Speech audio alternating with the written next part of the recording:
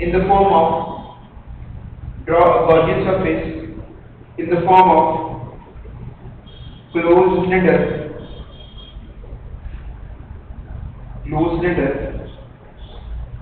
of length x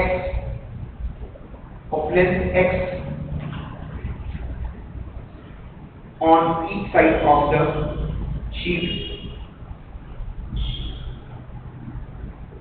of length x on each side of the sheet, with end caps area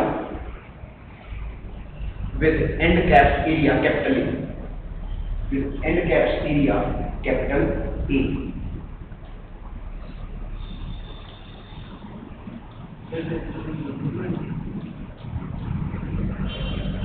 यहाँ तक clear? अब इसके बाद बेटा आप ड्रॉ कर लो, ठीक है? जो सा आपको डायग्राम ठीक लगे वो ड्रॉ कर लो, पेपर में दोनों ड्रॉ कर लोगे तो भी कोई दिक्कत नहीं है, एक ड्रॉ कर लोगे तो भी कोई दिक्कत नहीं। सर हमारे वर्टिकल का तो नहीं बनाया, एक बार ड्रॉ कर लो फिर मैं आपको बताता हूँ।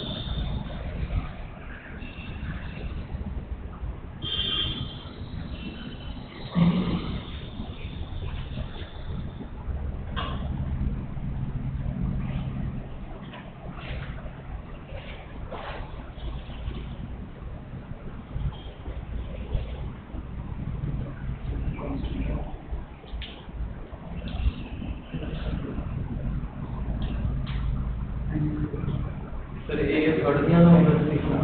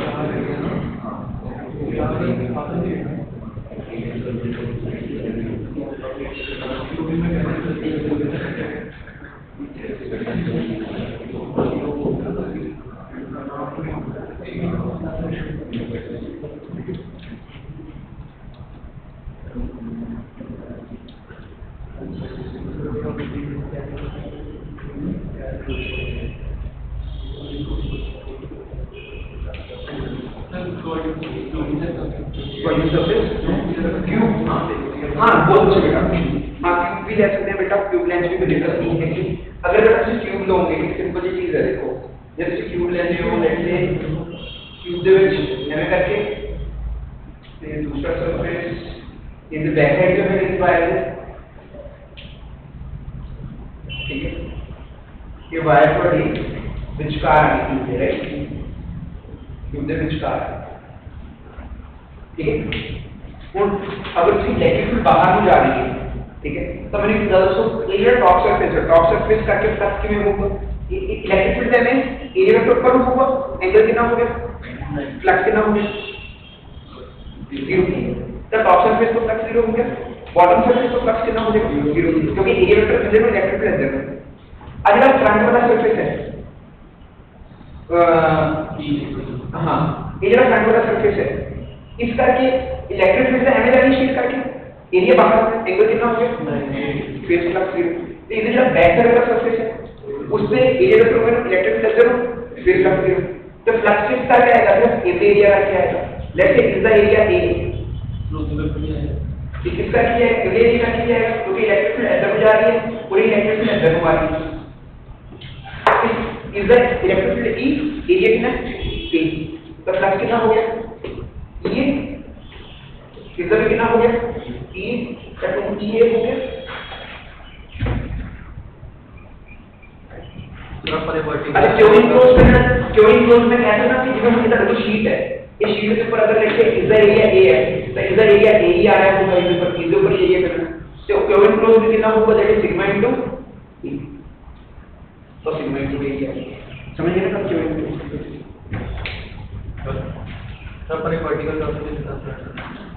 वर्टिकल भाई, अगर हम वर्टिकल ले लेते, आपको देखो कि अगर आप सिलेंडर को ऐसे करके बना देते, एक शीट है आपके पास, तो शीट में समझिए बात,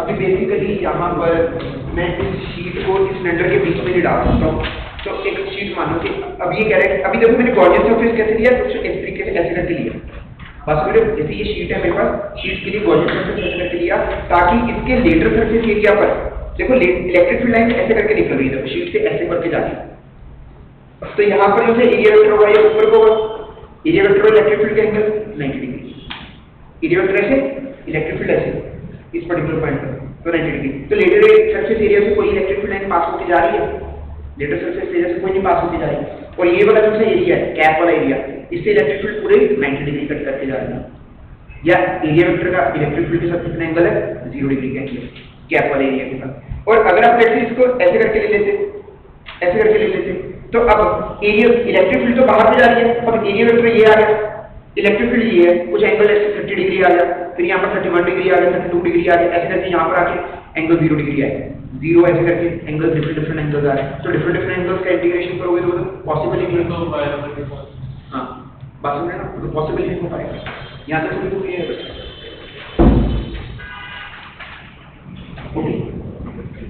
अब बेटा इसके बाद एक नोट बनाओ। अच्छा एक बात देखो, एक इतनी अच्छी चीज आई है, अब एक बात याद रखना, ये जो इलेक्ट्रिक फील्ड है, ये पॉइंट कहां पर है, इलेक्ट्रिक, ये मेरे पास एक शीट है, ये मेरे पास एक शीट है, ये डायरेक्शन कितने ना सभी, ये जो मेरे पास शीट आया है, ये जो मेरे पास शीट आया है, ये शीट के पॉइंट P पर मेरे को इलेक्ट्रिक फील्ड निकालना है, इसके ऊपर सरफेस चार्ज डेंसिटी कितनी है, सिग्मा है, तो इस पर्टिकुलर पॉइंट पर इलेक्ट्रिक फील्ड कितनी होगी, that is sigma bye 2f/0, और उसका डायरेक्शन क्या होगा, अभी अच्छा ये x डिस्टेंस पर था, अगर मैं पॉइंट P यहां पर ले आऊं, तो इस पॉइंट P पर इलेक्ट्रिक फील्ड कितनी है, सिग्मा बाय 2, देखो 2f/0 तो क्या है, कांस्टेंट, f/0 का वैल्यू कितना है, 8.85 × 10⁻², इसका वैल्यू कांस्टेंट, 2 का वैल्यू कांस्टेंट है, सिग्मा का वैल्यू शीट के ऊपर चार्ज डेंसिटी है वो कांस्टेंट है, तो यानी कि एक हमारे पास शीट कौन सी इलेक्ट्रिक फील्ड प्रोड्यूस करती है, यूनिफॉर्म इलेक्ट्रिक फील्ड प्रोड्यूस करती है, क्या प्रोड्यूस करती है, यूनिफॉर्म इलेक्ट्रिक फील्ड प्रोड्यूस करती है। तो that is independent of distance x, independent of distance x। एक इनफाइनाइट शीट है, चाहे मैं उसके 10 सेंटीमीटर पर देखूं, एक इनफाइनाइट शीट है उसके चाहे मैं 20 सेंटीमीटर पर देखूं, इलेक्ट्रिक फील्ड का वैल्यू क्या आएगा? सेम। इलेक्ट्रिक फील्ड का value will be same, that is independent of x। तो बेटा नोट बनाओ और लिखो।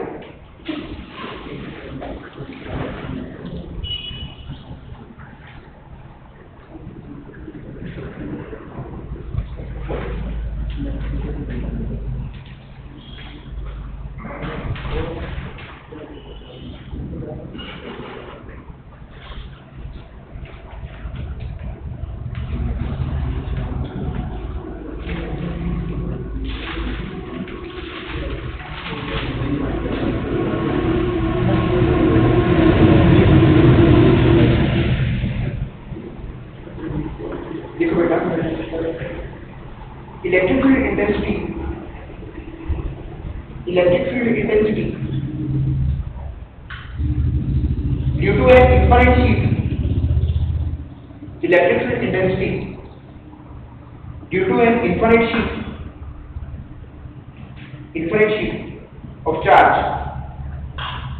Infinite sheet of charge is independent of the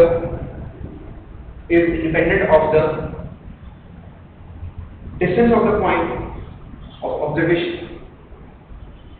Distance of the point of observation. Distance of the point of observation. Full stop. It depends upon the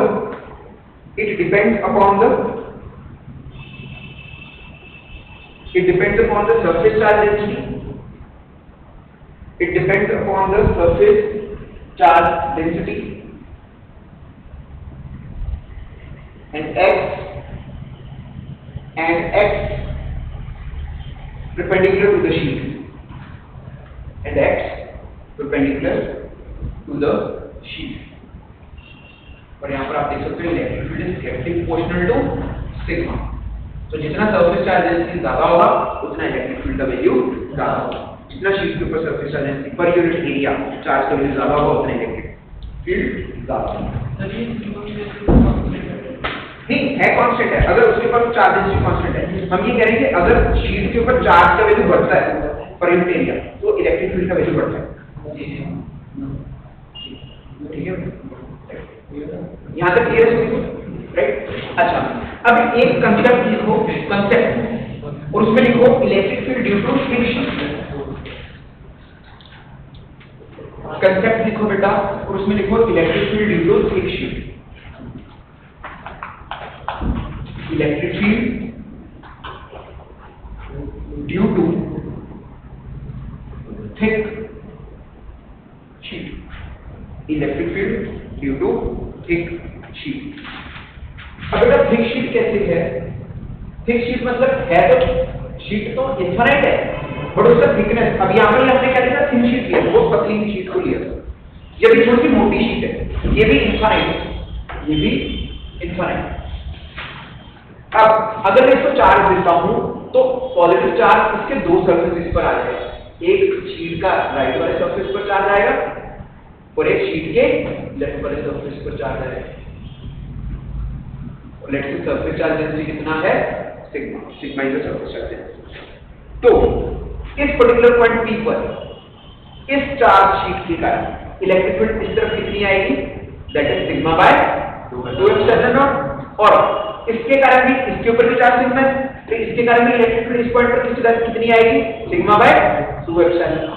तो हमारे पास E net कितना आएगा बेटा? That is sigma by epsilon not 2 epsilon not plus sigma by 2 epsilon not which is equals to sigma by epsilon. तो अब एक बात याद रखनी है, तो दिस फार्मूला इज, जब मैं रेलेवेंस लिखा था, this formula is electric field due to thick sheet और this formula is electric field due to thick sheet. Electric field due to thick sheet. यहां तक क्लियर बेटा सभी? ठीक है, इस चीज को नोट डाउन कर लो बेटा, कंसेप्ट को नोट डाउन कर लो।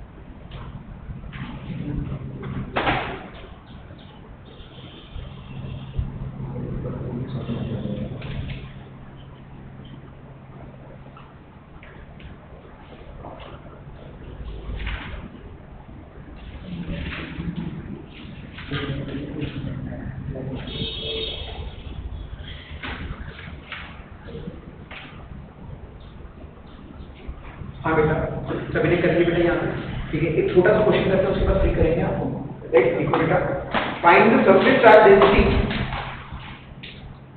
Find the surface charge density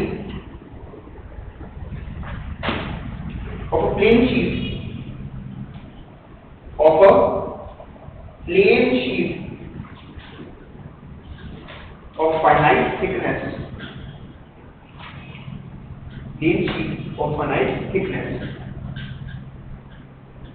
having an electric field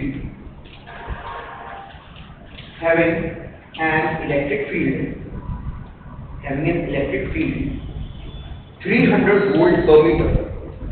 Having electric field 300 volt per meter. Having electric field 300 volt per meter.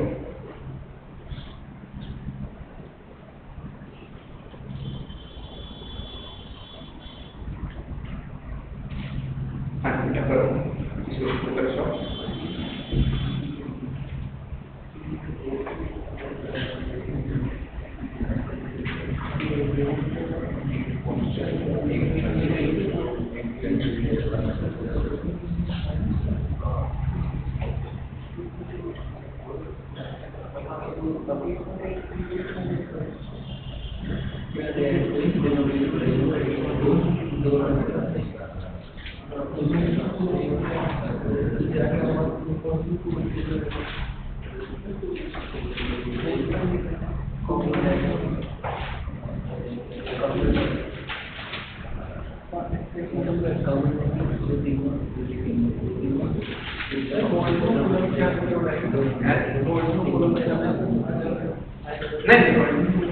These are the SI units of electric field. These are the SI units of electric field. 20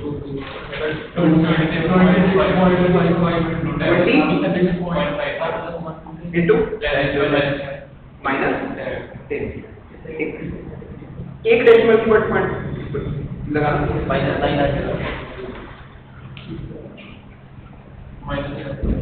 2 point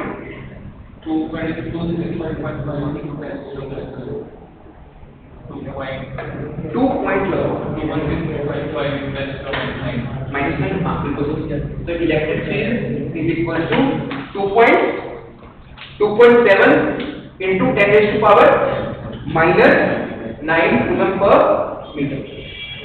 2 raised to power minus 9 coulomb per meter. Right बेटा, clear? यहाँ तक सभी को clear है बेटा?